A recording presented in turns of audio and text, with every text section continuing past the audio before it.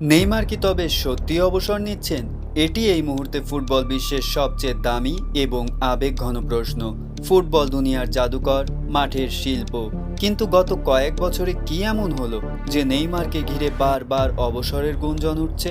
সত্যিই কি নেইমার তার বুটজোড়া তুলে রাখতে চলেছেন, নাকি এর পেছনে লুকিয়ে আছে বড় কোনো রহস্য? আজকের এই ভিডিওতে আমরা জানবো নেইমারকে নিয়ে ছড়ানো এই অবসরের গুজবের আসল সত্য। তবে আমরা শুরু করব নেইমারের ক্যারিয়ারের শুরু থেকে। তাই নেইমার জুনিয়র সম্পর্কে সব আনএক্সপেক্টেড ফ্যাক্টস জানতে সম্পূর্ণ ভিডিওটি স্কিপ না করে দেখুন। আর আমাদের সাথে যুক্ত হতে এক্ষুনি চ্যানেলটাকে সাবস্ক্রাইব করে বেল আইকনটা প্রেস করে রাখুন। তাহলে চলুন শুরু করা যাক।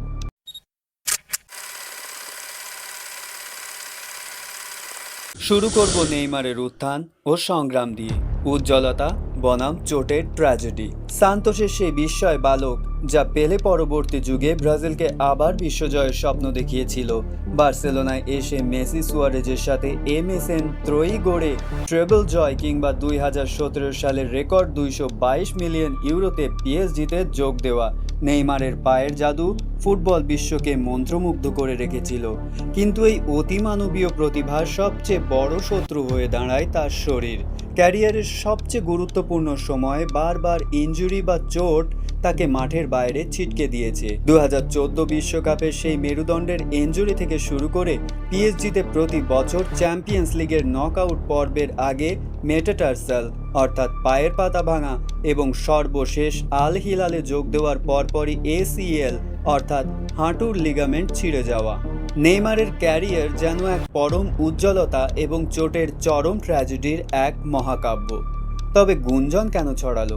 আসলে এটা সোশ্যাল মিডিয়া ও নিউজ মিডিয়ার হাইপ বাড়ানোর জন্য। আল হিলালে যোগ দেওয়ার পর দীর্ঘ সময় চোটের কারণে মাঠের বাইরে থাকায় সোশ্যাল মিডিয়া এবং বিভিন্ন আন্তর্জাতিক সংবাদ মাধ্যমে তাকে নিয়ে নানা নেতিবাচক গুঞ্জন ছড়াতে শুরু করে।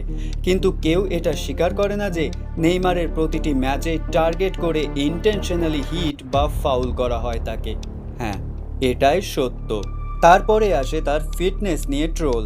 চোট কাটিয়ে ওঠার পুনর্বাসন প্রক্রিয়ার সময় তার কিছু ছবি ও ভিডিও দেখে অনেকেই দাবি করেন যে তিনি অতিরিক্ত ওজনের শিকার হয়েছেন এবং ফুটবলের প্রতি মনোযোগ হারিয়েছেন, যেটা সম্পূর্ণ অযৌক্তিক।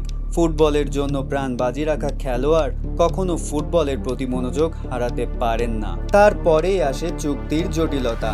আল হিলাল তার চোটের কারণে তাকে স্কোয়াড থেকে সাময়িক বাদ দিয়ে অন্য বিদেশি খেলোয়াড় নিবন্ধন করায় গুঞ্জন ওড়ে যে সৌদি ক্লাবটি তার সাথে চুক্তি বাতিল করতে যাচ্ছে, যেটি ছিল মূলত নেইমারের চোটের কারণে তার সাবস্টিটিউট হিসেবে কাউকে রাখা।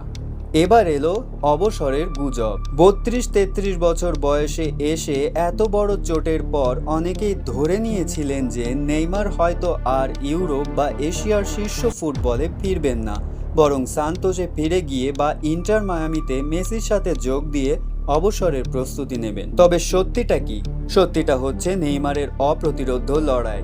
সব গুঞ্জনকে বুড়ো আঙুল দেখিয়ে সত্যিটা হলো নেইমার এখনো হাল ছাড়েননি। তিনি ফুটবলকে বিদায় জানাননি, বরং মাঠে ফেরার জন্য পর্দার আড়ালে কঠোর পরিশ্রম করে যাচ্ছেন।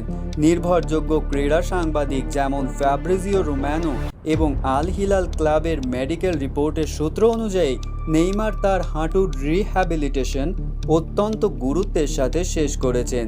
তিনি বারবার সামাজিক যোগাযোগ মাধ্যমে তার কঠোর জিম সেশনের ভিডিও শেয়ার করে সমালোচকদের উত্তম জবাব দিয়েছেন। ব্রাজিল জাতীয় দলের কোচিং স্টাফও তার সাথে নিয়মিত যোগাযোগ রাখছেন, কারণ ভবিষ্যতে বিশ্বকাপের মতো মূল মঞ্চে ব্রাজিল দলের নেইমারকে বড্ড প্রয়োজন। নেইমারের এই লড়াই প্রমাণ করে যে তার ভেতরের ফুটবলার সত্তাটি এখনো ফুরিয়ে যায়নি। তবে এ নিয়ে তার ভবিষ্যৎ ভাবনাটা কি? সে কি আর আগের মতো ফর্মে ফিরতে পারবে? এটি ফুটবল বিশ্বের সবচেয়ে বড় $1,000,000 কোশ্চেন। বাস্তবসম্মতভাবে বলতে গেলে 33 বছর বয়সে এসে এবং এতগুলো বড় চোটের পর, বিশেষ করে হাঁটুর লিগামেন্ট ছিঁড়ে যাওয়ার পর, নেইমারের পক্ষে হয়তো আগের সেই বিদ্যুৎ গতির ড্রিবলিং বা 90 মিনিট ধরে টানা হাই ইন্টেন্সিটি ফুটবল খেলা কঠিন হবে। তবে তার ফর্মে ফেরার নতুন রূপটা হতে পারে সম্পূর্ণ ভিন্ন, যার মধ্যে প্রথমটা হচ্ছে প্লেমেকারের ভূমিকা। নেইমার তার গতি হারালেও তার ফুটবল বুদ্ধি, পাসিং অ্যাকুরেসি এবং ভিশন এখনও বিশ্বমানের।